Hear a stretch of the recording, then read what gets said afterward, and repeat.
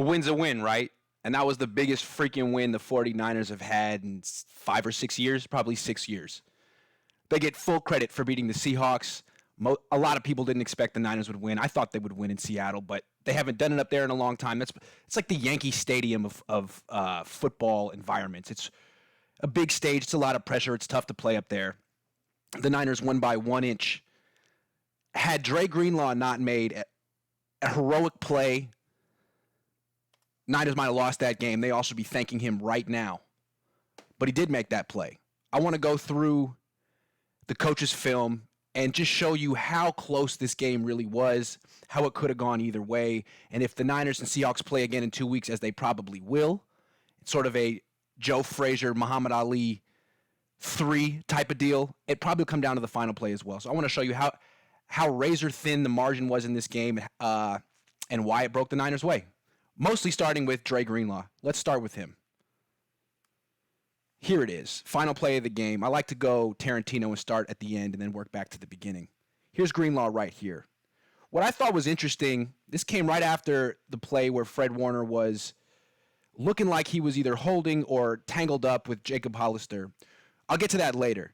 The point is the Seahawks went at Warner back-to-back plays with the game on the line. 3rd and goal from the 6th, 4th and goal from the 6th. Here's 4th and goal from the 6th. They're going at Warner. They're trying to get their tight end, Jacob Hollister, on Warner, and they do. He's going to run a little slant route and get open. Warner struggled this game. I'll get to him later. But what the interesting part is Greenlaw. He's over here. They're trying to distract him with this running back in the flat. But look at Warner. On his heels, gives up the inside. Hollister's open. Looks like a touchdown there. But Greenlaw reacts from the other side of the formation and makes a heroic play. He has hero genes. Remember, he's the one who saved the girl from getting roofied in college. He's just a natural hero. The Seahawks are thinking he's going to be looking over here, and he is a little bit. He's floating. But at the very last second, he has an epiphany, realizes where the ball is going, and right here, reads it perfectly. If he had reacted a split second later, the Niners lose this game. If the Niners win the Super Bowl, well, forget if the Niners win the Super Bowl. This is the play of the season and one of the greatest plays in franchise history. If they win the Super Bowl, this play will be especially legendary. But even if they don't, best play of the season, one of the greatest plays in franchise history. Dre Greenlaw was the best linebacker on the field. Not Warner, not Bobby Wagner, not KJ Wright. This guy might be a special player. I mean, remember that interception he had against the Seahawks the first time, one-handed? He was great. 13 tackles and this play. Let's get to Kyle Shanahan. The good Kyle. I'm going good Kyle, bad Kyle, good Saleh, bad Saleh, good Jimmy, bad Jimmy. And I'm doing 2-1, good to bad, because the Niners won. So let's go. Let's see. Okay. Here.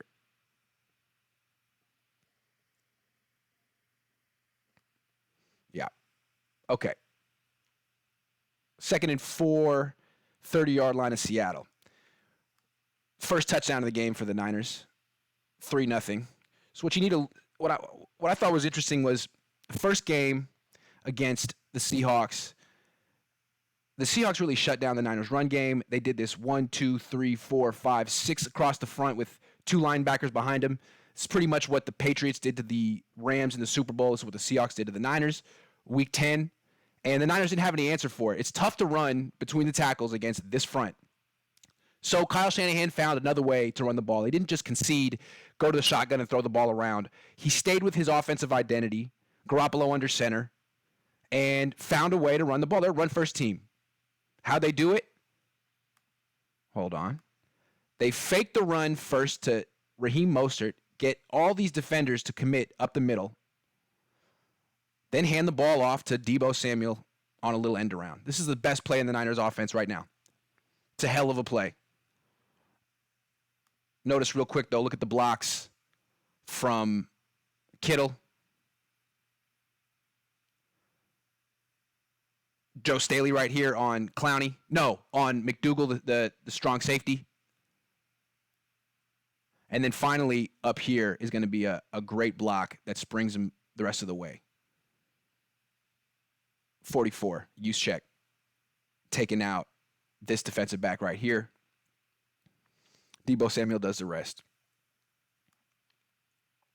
What the Rams tried to do in the Super Bowl was to beat this front with a jet sweep, but this is a better. I like this better because before you get a jet sweep and an end around are similar, but the jet sweep happens so fast, it happens before you have an opportunity to have a play fake. This allows the play fake to Mostert to happen first, the defense to react to him because he's one of the best players on the team, and then have Deebo Samuel be a secondary threat that the defense isn't looking for right away.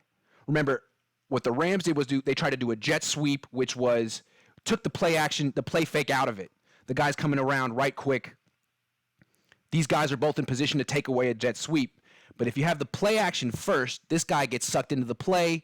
Now you can throw. Now Deebo Samuel is almost forgotten by the defense. Love this play. The Niners do this 2 or 3 times a game, and they really should. It's their best play.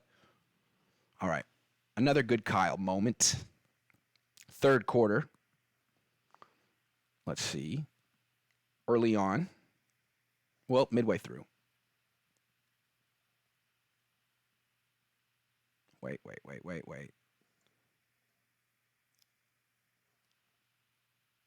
Hold on, guys. Sorry about that. End quarter 3. All right, here we go.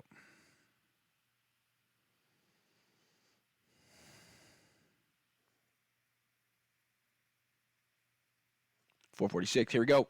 That took too long. Sorry about that. Okay.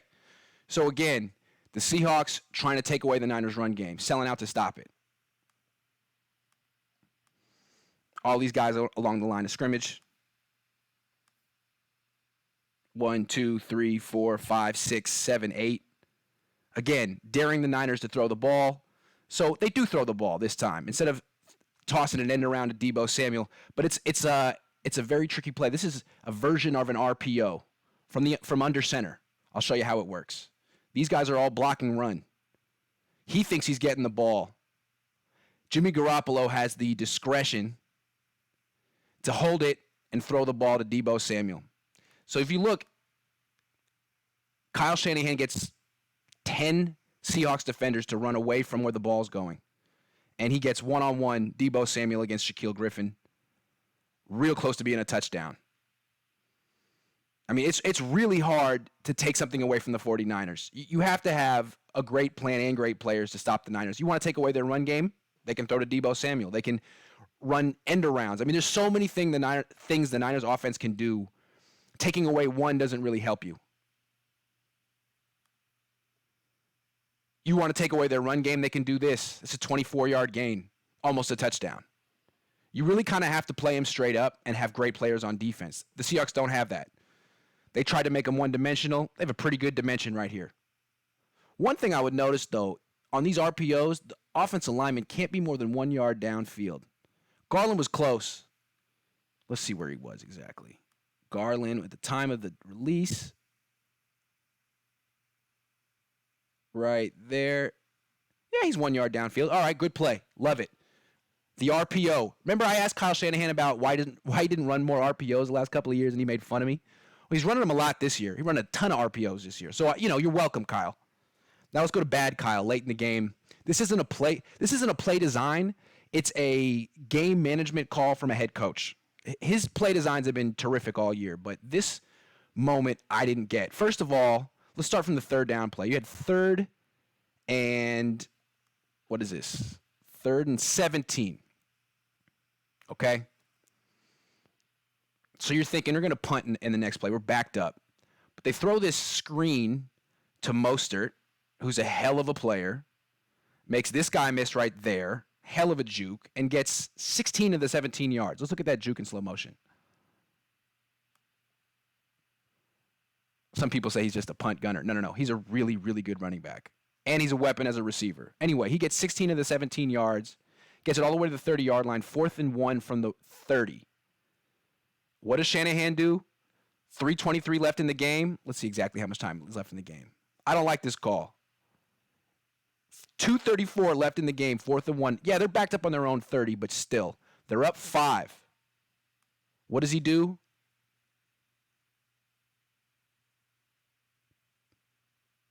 He punts.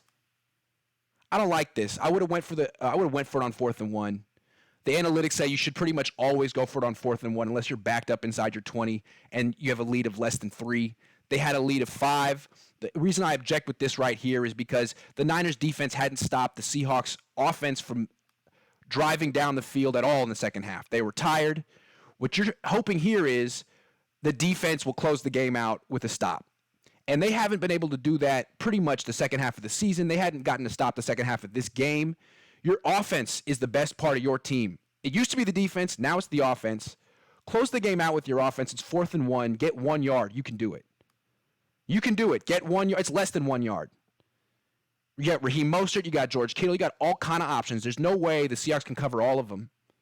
Win the game with your offense. Don't ask your tired, beat-up defense to stop to win the game because they can't. The only reason they did in this game is because Dre Greenlaw was a hero. If it hadn't been for him, we'd be looking at this play again right here. Kyle, why couldn't you just end the game with your offense? Why do you trust your defense? You've seen how they've given up leads on final drives pretty much consistently the second half of the season. They're not closing out games for you. Win it with your offense. I thought this was a conservative play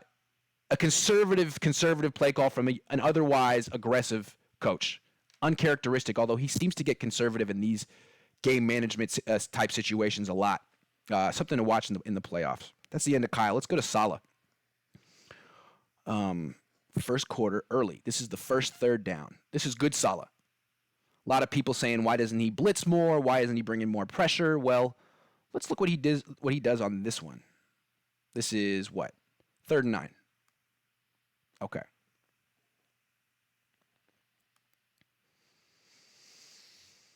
Third and 9, he's going to bring a blitz. Let's see how this ends up. Got 57 is going to come through this gap. 54 starts here, loops over here. 57 comes through, and now 36 comes through. Well, I call this, you got 36 and 57 coming into the same hole, the same gap. 25 can pick up 1, but he can't pick up 2. And this is like in chess where you put a knight, a knight. What am I talking about? Yeah, a knight in between 2 things. He can go 2 forward and 1 to the side to get one guy, and 2 forward and 1 to the side to get another guy. You call that a knight fork. Basically, the other chess player can only protect one of his pieces, and the knight's going to get one of them. This is the same thing here. This running back can only get one of these 2 guys, and the other one's going to get the quarterback. Robert Saleh's a chess player. I'd like to think that he thinks of this as a knight fork as well. Anyway, the Seahawks couldn't pick this up. Robert Saleh gets a big, unblocked, free shot on the franchise quarterback of the Seahawks. And Bosa gets there too. That's a nice pressure from Robert Saleh, who's been taking some flack recently. One more clip of good Robert. I'm going to go late in the game, 4th quarter. That final drive where Dre Greenlaw was the hero. Here. 137, 1st and 10. Here. Okay. Let's check out this pressure. I like this one a lot. This was probably his best pressure of the game. This is clever. You got Bosa, Armstead, Buckner, your 3 best pass rushers all grouped together on the right side. You're trying to get one-on-one matchups. Let's see what Saleh does with this. You're going to take Buckner, loop him to the inside because he's pretty much the sacrificial lamb all year. Get him to take the double team and get one-on-ones for other people because he is the best player on the defense still. He loops over here, gets the double team. Now you get this stunt. Armstead goes outside, Bosa loops inside. I mean, this is like Justin Smith and Aldon Smith. This is the kind of stuff Vic Fangio would do lots and lots of times a game with those 2 Smith brothers. We don't see Saleh do it very much with Buckner and Bosa, but he does it here with Armstead and Bosa, and it works beautifully. Look at how well Bosa loops to the inside, turns that corner, and just destroys Russell Wilson. It's with the game on the line. It's a huge play, a terrific pressure call from Robert Saleh. He should call this one more often because it's fantastic. Look at this hole right here. Armstead, such a load. He takes 2 guys. Fluker's holding on for dear life, pretty much holding him. Great call from Robert Saleh. Nice pressure. Call it more often, Robert. Now bad Saleh. Let's get to his worst moment, his worst call. You probably remember this one. I don't like when he calls this, and he calls it too much. This is probably my biggest pet. I don't like the sandwich blitz he does, the one where the guy loops all the way around and the quarterback can eat a sandwich before the guy gets there. But this one, this is the peel dog, what they call it, where they take your best pass rusher, Nick Bosa, and make him cover a tight end or a running back man to man. It's never a good move. Maybe on 4th and 1 or 3rd and 1 where you're not expecting a route more than 1 yard down the field. But this is 3rd and 7. I don't like this call on 3rd and 7. Bosa's your best edge rusher, and now you got him covering a tight end man to man. He can't cover that. He can't cover that tight end. And not only that, I mean, let's look what else is going on in this play. Bosa drops. Buckner loops all the way to the outside, basically just to contain Russell Wilson. Armstead hangs out on the outside, just containing Russell Wilson. And the only real pass rush threats are Fred Warner, Dre Greenlaw, and K'Wan Williams. I feel like that's getting a little too cute. Find a way to use 91, 99, and 97 as pass rushers, not as in coverage and in containment. Let these guys contain. Find a way to get 91, 99, and 97 in the quarterback's face. To me, that's getting a little too cute. Putting Bosa in coverage, putting 99 and putting Buckner and Armstead outside here, and asking linebackers and nickelbacks to get to the quarterback and beat blockers one-on-one. I mean, you get basically a mush pile with a bunch of guys falling down. Maybe scrap that one or save it for a less critical moment in the game. All right. Now let's go to Jimmy Garoppolo. Jimmy Garoppolo. Good Jimmy. And I got 2 with good Jimmy, just like I had 2 of good Robert and good Kyle.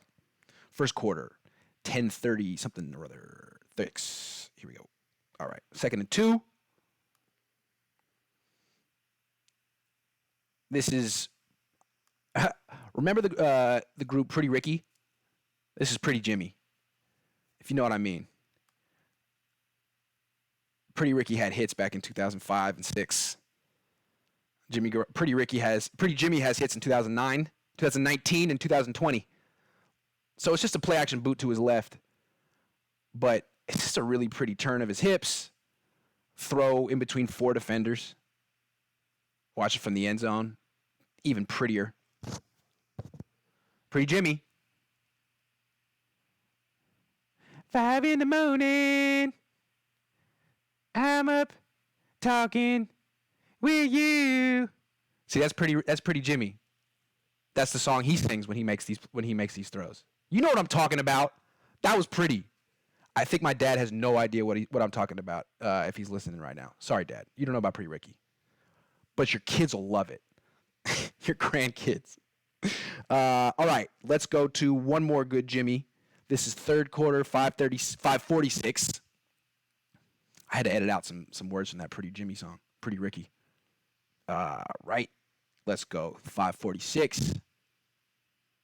All right. Oh, I'm tripping. What am I talking about here? Where is this? I'm talking about the throw to use check. Where is it? I'll have to look it up on my own. Here it is. 5:46, yes. Okay. This is a really nice play call for Kyle Shanahan. It's a nice route and catch by Kyle Juszczyk. I want to give Jimmy Garoppolo credit for it because I don't give him that much credit that much. What I like about this, he steps into the throw. He takes a big hit. I mean, the guy's wide open down the field. He looks off the safety. He doesn't stare him down. He takes the hit. He steps into the throw. Passes on the money. Accurate. Hell of a throw. Let's look at from the end zone cam real quick, though.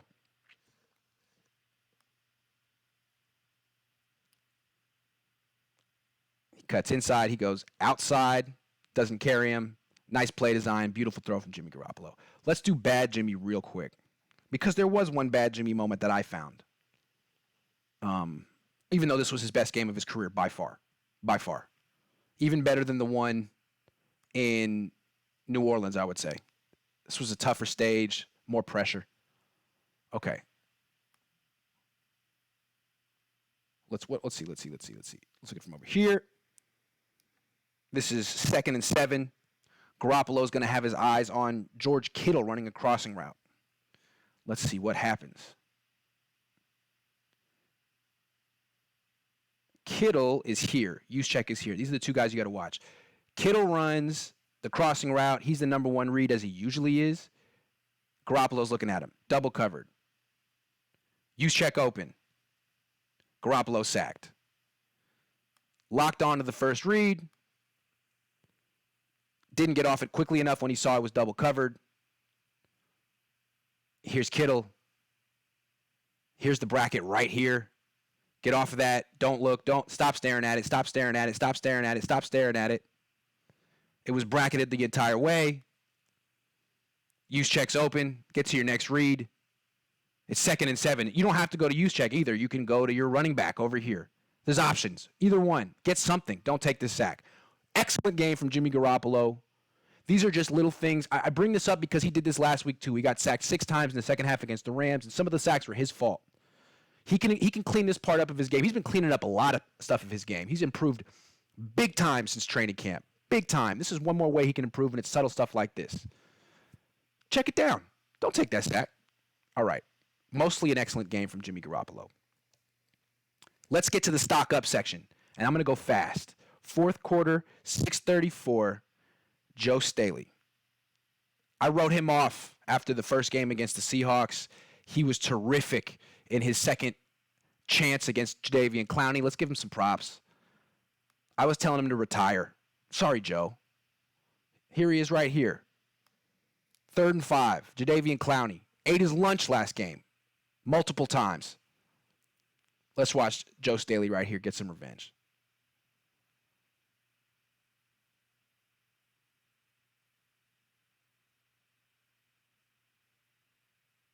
Just rides him out of the play. Total non-factor. Jimmy Garoppolo never saw him. And then Deebo Samuel makes an excellent catch down the field. So, good for Joe Staley. He's playing well. That bodes extremely well for the 49ers in the playoffs. Next guy, George Kittle. This play is going to anger you guys a little bit, but I'm trying to be fair and balanced here. I'm not a Niners homer, and I see things my way. So what I saw when I was watching this game was this catch here. This is early in the game, first quarter. Let's see what Kittle does here. Goes in motion. 3rd and 7. Key moment. It's a 3rd down. He's going to run right into Bobby Wagner, initiate contact, right here, push off with the right hand, create separation, and make a flat-out great catch. You could argue that's offensive pass interference. They didn't call it. I wouldn't say it's offensive pass interference at all. I think that's a good play. That's how the Niners coached George Kittle to run this route. Really good job. Initiates the contact, pushes off. Notice Bobby Wagner doesn't hold him because you can't hold him. If Bobby Wagner were to grab George Kittle here, that would be a penalty, and he would deserve it. Wagner does the best he can. Kittle does everything within the rules and makes a first down catch, a beautiful catch. Just keep this play in mind when we come to the Fred Warner play at the end of the game, at the end of this film breakdown, because it's a lot like this play right here. All right. Nice play by Kittle. Excellent catch. He had a terrific game. Let's go to Mostert, because I'm impressed with him every game. Here we go. 9:21. This is a beautiful run, and it's even better in slow motion from the end zone. All right. Here we go. Mostert right here. Let's see how this goes. Watch him stop on a dime in the backfield. He's much more elusive and agile than I think people realized. He's extremely strong as well. I don't remember him being this strong in the last couple of years. But look at this. He wants to cut back this way. But he has this really hard step to the outside, which gets 54 and 94 to rock to the left, to rock that way, and creates this cutback angle right here. He creates that cutback angle with that hard jab step here, and then just stops on a dime in the backfield and knifes through the defense, and then refuses to go down. Agile, explosive, strong, tough. He should have been a Pro Bowler. And not just as a running back. He doesn't have enough yards to be a Pro Bowl running back, even though he's averaging like 6 yards a carry. He's efficient enough. But I want to show you why he should be a Pro Bowler. It's because of his versatility. That play right there shows what an asset he is. And I showed you the catch he made earlier where in the flat on the screen where he getting 16 yards on 3rd and 17. But here, this is the stuff I've never shown you with him before. I want to show you. His special team stuff. Because that's what he's actually best at. If you put it all together, his contributions on special teams and for the offense, he should definitely be a Pro Bowler. And he's probably definitely one of the 10 best players in the 49ers. Definitely one of the 10 best players in the 49ers. Okay. He's right here. Raheem Mostert. Ridden out of bounds. Runs around 2 guys. Chases this guy all the way to the other side of the field. And makes the tackle. That's effort, heart, speed, talent. One more time. That's amazing. He starts here at the 26. Double teamed, pushed out of bounds, runs by both of them. One of the fastest guys in the league. Punt returner runs away from him. Makes all these guys miss. Mostert jumps over them, makes the tackle. Should be a Pro Bowler. Niners got to find a way to give him a contract extension or something. A bonus. Maybe a set of steak knives. Something. He's a hell of a player. Let's go to Nick Bosa, another guy I rarely praise. He didn't have a sack in this game, but he played his ass off. Pardon my French. Right. Let's go to the 3rd quarter. 2:42. Remember, earlier in the season, I said, Nick Bosa, I don't like how you keep falling down. It looks like it's a high-effort play, diving and sprawling at players, but it really, you go on the ground, you can't make a second effort, you can't chase the play. He's doing much less falling. Here he is here. He stays on his feet. Doesn't go down. He's getting mugged. I got 3 guys holding him right here. Russell Wilson's going to start doing his thing that he does where he scrambles. Nick Bosa almost goes down but doesn't. And then he has this burst of acceleration that I didn't realize he had. When he was coming out of Ohio State, I didn't realize he could run like this. I mean, he almost goes down, getting held by DJ Fluker. 3 guys on him. Stumbles just a little bit, spins away from it, catches his balance, really athletic move, hell of an athlete, and then runs down Russell Wilson. That's like Justin Smith running down, who was it? Deshaun Jack? No, it was Jeremy Maclin in Philly in 2011 and forcing the fumble. What a play. Excellent player, Nick Bosa. Definitely should be in the running for Defensive Rookie of the Year. Although, Josh Allen's pretty good too. Let's go to Marcel Harris. He really struggled against the Saints, but has gotten better and better every week, and he played well in this game. I just want to show you one clip. He's different than Tart. He's kind of fun to watch. Hold on. 3-2-0-4. Oh, yeah, it's the next play. Yeah, it's this play right here. It's just the very next play. Here we go. No, wait. Let's watch him over here. Yeah, it's a hell of a hit. Just a hell of a hit. Okay, so the difference I want to say, Tart is a veteran. He understands the scheme. He's been in it for 3 years. He's smart. He communicates well. He doesn't hit like this. Here's 36 right here. Marcel Harris against Marshawn Lynch. Presented without comment.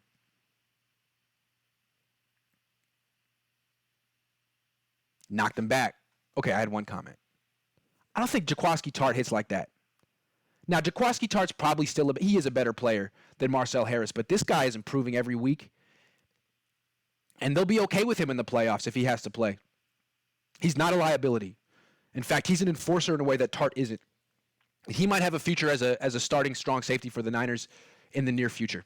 I mean, he is their starting strong safety right now while Tart's out. All right. Did him. And finally, Mosley. 55. Emmanuel Mosley replaced Ahkello Witherspoon in the fourth quarter and made a clutch pass breakup. It's not going to get the glory and attention that Dre Greenlaw's tackle at the 1-inch line got and is getting, but it was just as important, and the Niners would have lost the game if Mosley hadn't made this play. Here he is right here against Metcalf. Metcalf beats him to the inside. Mosley's beaten off the snap. Look at this. Jab step to the outside, back to the inside. Mosley's trailing. He's outside. Pass is coming. He recovers, breaks it up with his right hand. I'm sorry. If Ahkello Witherspoon was playing right there, that would have been a touchdown. That's a clutch play. This kid Mosley should start the rest of the way in the playoffs. Bring Witherspoon off the bench. Witherspoon still has potential, and he played really well before he got hurt, but he's lacking confidence, and he's hurting the Niners. Almost was the reason they lost this game. Could have been the reason they lost the game had they lost the game, but they benched him at the very end. Let's get to him right now. The stock down section, starting with Ahkello Witherspoon. I just want to show you one play. I'm not going to belabor the point and rub it in because you've seen it. I mean, you watched the game. He really, really struggled, but I just want to make one point on his final touchdown that he gave up, why it was an issue, and why he got benched right after it. I mean, he gave up 3 touchdown catches in this game. The first one didn't count because of a holding penalty on Mike Iupati. Still, he got burned. I'm not going to show you it. You remember it. This is the worst one, though. He's in man-to-man coverage against Metcalf right here, just like Mosley was in the clip I just showed you. This time, Metcalf goes to the outside. And what you notice about Witherspoon, he never, ever touches Metcalf or makes a play on the ball. Doesn't turn his head around, get his hand between Metcalf's hands. He just watches Metcalf run by him and catch a touchdown pass. That was the end of his night. That's probably the end of his season too, unless Mosley or Richard Sherman gets hurt, because he's playing passive. He's playing with no confidence. He didn't play like this the first 3 weeks, but he's playing like this now, and he pretty much almost single-handedly lost the game. Gave up 14 points, could have given up 21 points if not for a holding penalty that had nothing to do with Witherspoon, and probably would have given up that touchdown catch to Metcalf on the final drive had he been in the game. Mosley broke it up. Interesting to see Mosley ascend and Witherspoon descend. Witherspoon is sort of like Pettis, in my opinion, talented guys who seem to struggle with self-confidence, and the team keeps trying to infuse confidence in him, and with mixed results or no results. Okay, let's go to K'Wan Williams, because it wasn't just Ahkello who struggled in the secondary in this game on that final drive too. K'Wan Williams got beat twice by Lockett on third down. Then they went to Lockett a third time on third down. K'Wan Williams committed pass interference. And then on the final drive, he gave up what should have been the game loser to a rookie named something Ursua, or John Ursua. I don't even know. I mean, but anyway. You could say, look, he's getting beat by Tyler Lockett. Tyler Lockett's really good. But I don't know about this Ursua kid. So let's check out what happened here. K'Wan Williams. Let's not put it all on Ahkello Witherspoon. K'Wan Williams out of the game at this point. This could have lost it. This is 4th and 10 from the Niners 12-yard line. Seahawks out of timeouts. Here's K'Wan right here against Ursua.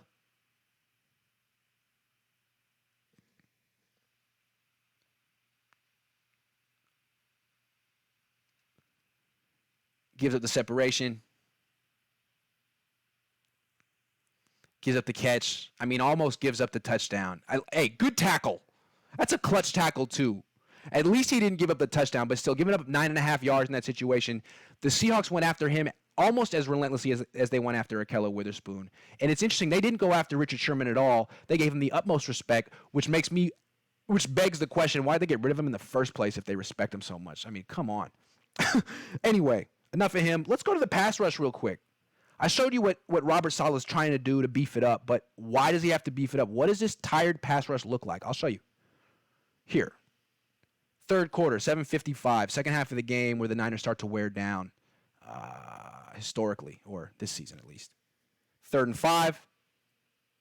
Niners going to show blitz, but back out of it and just go with their 4 guys. Let's see what this looks like. Got Buckner and Bosa on the same side.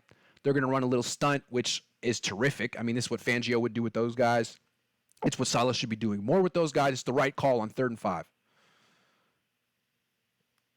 This is a total Fangio play. Bring Buckner outside, bring Bosa back to the inside. But look at them. I mean, they had some juice early in the game. They had some juice late in the game when there was adrenaline on that 4th quarter final drive. But in the 3rd quarter, they're just kind of standing around. They're not getting off blocks. 99, Buckner kind of almost falls here. Bosa's going half speed. Armstead's sticking on a block. Solomon Thomas is sticking on the block. There's nothing there. It's not a good 4-man pass rush. No one working edges. Everyone just going right into the middle of people. Right here, right here. Everyone kind of just stuck. And I don't want you to think I'm just picking out one play. So let me go later on in the same drive. Pass rush, 6:43. So we're talking 2 plays later. This is now 2nd and 11.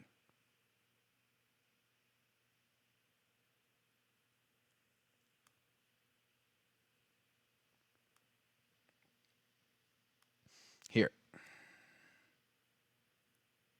Watch this here. No one's going to get off their block. Hurry up. I'm trying to show these guys some football. 99, 97, 96. I don't even know who 97, 92 is. Zettel. 99. I mean, he's just 97 watching. That's Bosa. Buckner. Engaged. Stalemated. It's not that they're not good. They're just tired. I mean, we didn't see this from Buckner earlier in the season. That's a bad look. That's exhaustion. That's fatigue. This is what we shouldn't see in the playoffs after the Niners have a bye week. This should be over with in the playoffs. They should all be supercharged in 2 weeks. Okay, let's do Fred Warner, and then we'll do Tevin Coleman. Fred Warner, this is going to be the most controversial part of this film breakdown, and if you don't want to see it, just stop now. But first, I want to show you his run defense. And I'm not taking sides on this issue. It's a very controversial play. I understand Niner fans are very sensitive about it, and so are Seahawks fans. Tony Dungy came out and said what he thought about it. I'll get to it in a second, but first I want to show Warner trying to stop the run. I showed you Marcel Harris making a great tackle in the hole. We already saw how great Greenlaw was in this game. Warner was the one who struggled. He's terrific most of the time. But watch this.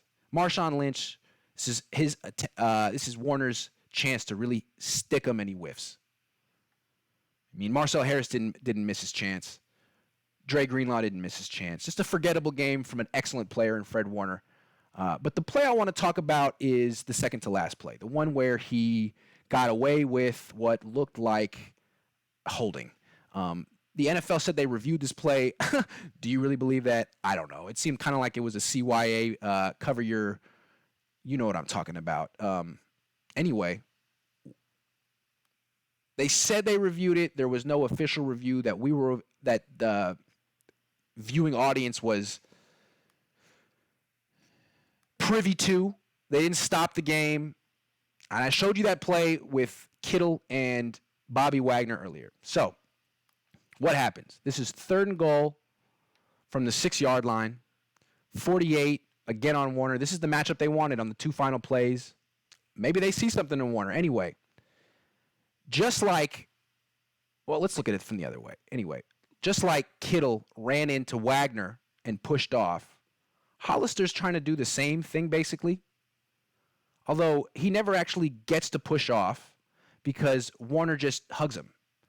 And you could say this is a good play with the game on the line because the refs probably won't call this in such a crucial situation. They'd probably call it first quarter, second quarter, third quarter, but not here. Same principle in basketball where referees swallow their whistle and because they don't want, and let the players determine the end of the game. The refs don't want to be the reason the team wins or loses. I get that. So in that sense, you could say savvy play by Fred Warner, forcing the refs to make a tough call. At the same time, I think he's kind of lucky that this didn't get called. It looks like holding. If George Kittle is allowed to run into Bobby Wagner, initiate contact, and push off, I think Jacob Hollister is within his rights to initiate contact here, and I don't think it's really kosher to just hold on and hug and mug the guy as he's trying to work away from you. Tony Dungy said the same thing. Tony Dungy's a Hall of Fame coach. He knows defense pretty well. If this was legal, I would think Tony Dungy would feel that way and express that. I think this was basically holding penalty that the Niners got away with, and you could say that maybe he did it on purpose because it was late in the fourth quarter and he knew the refs wouldn't call it. That would be giving him a lot of credit. This looked kind of like a panic move that he got away with, and more power to you, more power to the 49ers for getting away with this. To me, it just felt like another example of Fred Warner struggling in this game. He whiffed on Marshawn Lynch. He did this, and then on the final play, he gave up the inside to Jacob Hollister, and Dre Greenlaw bailed him out. Not Warner's finest moment. I'm not saying the Niners should have lost this game. It could have gone either way, and there's a whole lot of different examples of where this game could have turned and been different. The Niners won, and it's going to probably come down to a third matchup between these teams, which I'm looking forward to. But before we stop, I got a bonus clip, two clips of Tevin Coleman. I've been hard on him recently, but you know, he deserves it. And I got two more clips of him. The third minute. Where are you at? Or do I? Yes, I do. Yes, I do. Yes, I do. Here. Okay. Why is Coleman so bad all of a sudden? Why is Mostert so much better? Well, look at this. Pitch to the left. The Niners are going to block this really, really well.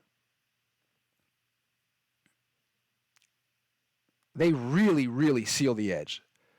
Staley, Kittle, and Juszczyk seal the edge beautifully. Mostert would take that. Mostert wants to get to the edge. He's not trying to be flashy. He's not trying to cut back too quickly. He wants to use his speed and make one cut right around here and get upfield. It's there. Coleman, what does Coleman do? Let's watch him now. Instead of sprinting to his sprint spot out here, he kind of tap dances, slows down, hesitates. You could call it patience or you could call it indecision. Cuts back for no good reason and just dives into a defender for a gain of what? 2-3 yards? Mostert takes us to the outside and gains at least 7.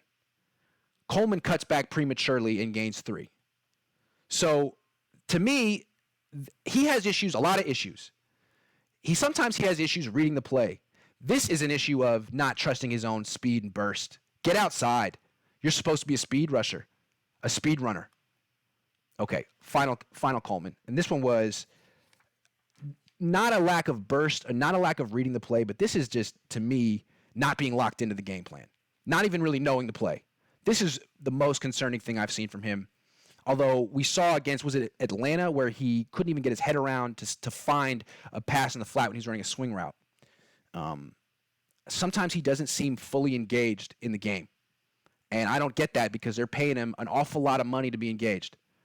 The least he can do is know the play. So let's see right here. You remember this one. It looked terrible on the let's look over here. This was the shovel pass. On the television, you couldn't really see what happened. Play action, shovel pass, it didn't work, and you're thinking, what the hell happened? Well, let's check at it from the end zone. He spins this way. Garoppolo throws this way. I'm thinking Coleman spun the wrong direction. I'm thinking Garoppolo's expecting Coleman to spin out like this because that's how most of the 49ers execute this play. That's how Jeff Wilson Jr. did it earlier when they ran this against the Bengals. I believe it was the Bengals. No, it was the Steelers. Coleman turns this way. If there had been a defender here, it could have been an interception. It would have been Coleman's fault. You can't make mistakes like this. Garoppolo is expecting him to turn the other way. Garoppolo's frustrated. They're paying this guy a lot of money to at least know which way to turn. And I don't want to end on a total negative. So all I will say is that it shouldn't matter that Tevin Coleman stinks or has fallen off because the Niners have Raheem Mostert. What I'd like to see from the Niners going forward in the playoffs is to stop messing around and play your best players. I understand you wanted to stick with Coleman. You wanted to stick with Kella Witherspoon and give him a chance and not crush them, their confidence. You gave them enough chances. The playoffs are here. Ride with the guys who are your best, and don't let someone like Tevin Coleman or a Kella Witherspoon ruin a great, great season because they could. Because they could. Play your best players. It's crunch time. This was a great game. I hope you enjoyed this breakdown. I'll be back in a few days to preview whichever team the Niners are going to be playing in the next round. Uh,